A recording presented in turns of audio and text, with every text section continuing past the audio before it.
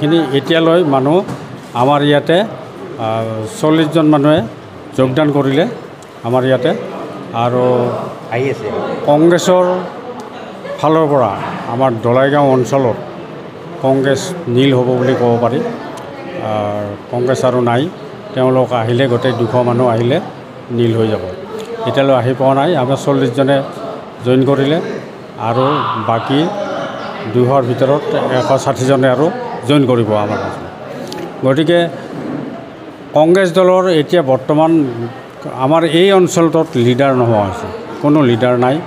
তেওঁলোক কংগ্ৰেছৰ যিসকল কৰ্মী আছে তেওঁলোক এতিয়া মানে দিশহাৰা হৈ পৰিছে। তেওঁলোকে ক'ত যাব, কি কৰিব, কেনে হ'ব, তেনেকুৱা হৈছে।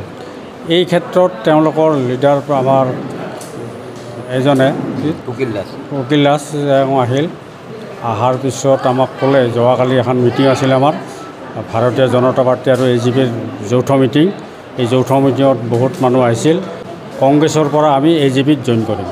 তেওঁলোকে এইটো ভাৰ্চন দিলে আৰু দিয়াৰ পিছত লগে লগে আমি তেওঁলোকক ক'লোঁ যে অহাকালিয়ে আপোনালোকে ব্যৱস্থা গ্ৰহণ কৰক। সেই সূত্ৰে আজি ইয়াতে উপস্থিত হৈছে গোটেইখিনি মানুহ। আৰু কংগ্ৰেছ দলৰ পৰা আমাৰ AGP দললৈ তেওঁলোক আহিলে, আমাৰ ইয়াত জইন কৰিলে আৰু AGPৰ হৈ এইবাৰ আমাৰ সৈতে তেওঁলোকে কাম কৰিব। আৰু আমাৰ সন্মানীয় এমপিত